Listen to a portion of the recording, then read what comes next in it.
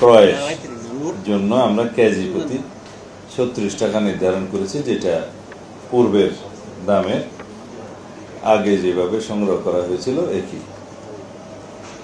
সিদ্ধ চালের ক্ষেত্রে ৪৯ টাকা, সেটাও একই রকম মূল্য নির্ধারিত হয়েছে আগের মতো। আতপ চালের ক্ষেত্রেও তাই ৪৮ টাকা কেজি প্রতি। গমের কেজি প্রতি আমরা ক্রয় মূল্য নির্ধারণ করেছি ৩৬ টাকা। আপনাদের লক্ষ্যমাত্রা আমাদের সংগ্রহের বিষয়ে একটু বলি।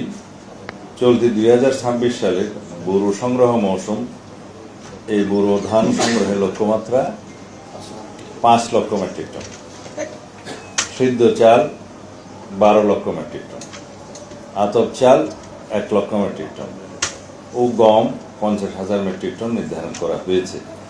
এখানে উল্লেখ করা যায়, আসলে গমের ক্ষেত্রে আমরা প্রকিউরমেন্টটা কখনো সাকসেসফুলি এখানে করতে পারি না, বিকজ আভ্যন্তরীণভাবে যে উৎপাদন হয় সেটা ধারণা করা হয় আমাদের ৮ থেকে ১০ লক্ষ মেট্রিক টনের মতো আভ্যন্তরীণ উৎপাদন।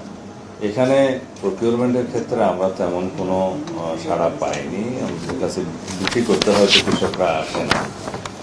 তো বলতে গেলে আমাদের এই ন্যাশনাল প্রোডাকশনের বাইরে যেটুকু চাহিদা জাতীয় ভিত্তিতে প্রায় ৮০ লক্ষ মেট্রিক টন নির্ধারণ করা হয়, মানে আমাদের অভিজ্ঞতা অনুসারে যা আমদানি হয় সেই হিসেবে অ্যাসেসমেন্টটা করা হয় যে বাংলাদেশে মোট চাহিদা গমের ৮০ লক্ষ মেট্রিক টন। আভ্যন্তরীণ উৎপাদনটা বাদ দিলে এই প্রায় ৭০-৭২ লক্ষ মেট্রিক টনই উৎপাদন নেব।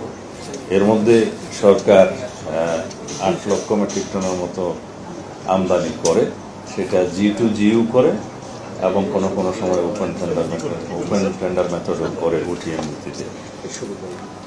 বাকি আমাদের নিরাপত্তা মজুদ এই পর্যন্ত জাতীয় ভিত্তিতে আমাদের ধারণ ক্ষমতা রিজার্ভেশন আমরা যেভাবে করি সেটার উপর ভিত্তিতে করা হয়েছে ১৩ লক্ষ মেট্রিক টন। এটা আমাদের নিরাপত্তা মজুদ বলে আর কি, আমাদের সবসময় এই মজুদটা থাকতেই হবে। এর বাইরে আমরা মজুদ রাখি। বর্তমানে আমাদের ১৭ লক্ষ ১৮ লক্ষ মেট্রিক টন মজুদ আছে চাল।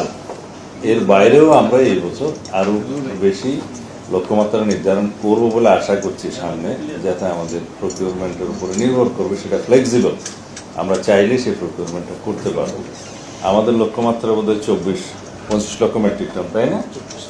২৪ থেকে ২৫ লক্ষ মেট্রিক টন।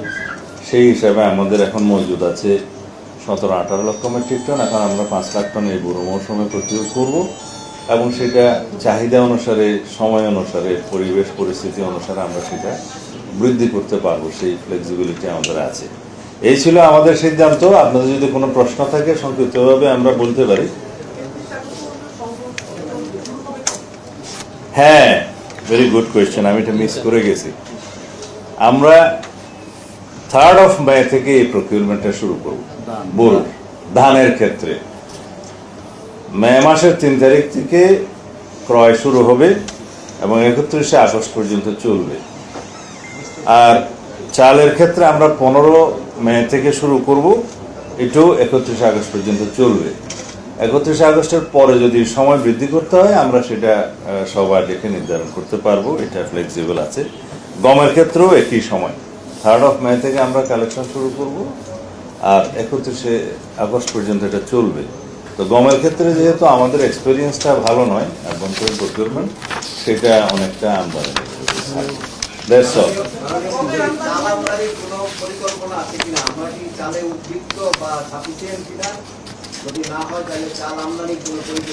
আমাদের যেটা জাতীয় চাহিদা ৪ কোটি কত লক্ষ মেট্রিক টন, ২৪ লক্ষ মেট্রিক টন। আর আমাদের যে প্রোডাকশন সেটা কাছাকাছি, আমাদের ঘাটতি নেই। উৎপাদন এই বছর মৌসুম ভালো এবং আমাদের যে আবহাওয়া রিপোর্ট সেই অনুসারে এখনো পর্যন্ত দুর্যোগের কোনো সম্ভাবনা ইনশাআল্লাহ নেই। সেই হিসাবে আমরা আমাদের লক্ষ্যমাত্রার চাইতেও বেশি উৎপাদন হবে বলে আশা করছি। সেই হিসাবে আমাদের ঘাটতি নেই, কিন্তু জাতীয়ভাবে সরকারিভাবে আমাদের যেটা মজুদ রাখতে হয় সেটা আমরা রাখি। নিরাপত্তা মজুদ অবশ্যই রাখতে হয়, সেটা রাখি। এবং যে কোনো পরিস্থিতি মোকাবেলার জন্য সরকার যাতে সরবরাহটা করতে পারে, সরবরাহ চেইন যে জায়গায় যেই চালের চাহিদা সেই জায়গায় আমরা সেই রকম প্রকিউরমেন্টটা করি এবং ওপেন রেখেছি আমরা। যদি যেমন আতপ চালের ক্ষেত্রে চট্টগ্রাম এবং সিলেটে সবচেয়ে কনজিউমার বেশি যাদের খাদ্যাভ্যাস অনুসারে, কিন্তু সেই জায়গাতে যদি আমরা সেটা প্রকিউরমেন্ট ফুলফিল না করতে পারি, অন্য জায়গা থেকেও আমরা সেটা প্রকিউরমেন্ট করবো, সেই সিদ্ধান্ত হয়েছে। খুলনাতে দেখা গেছে আতপ চালের ব্যবহার বৃদ্ধি পেয়েছে।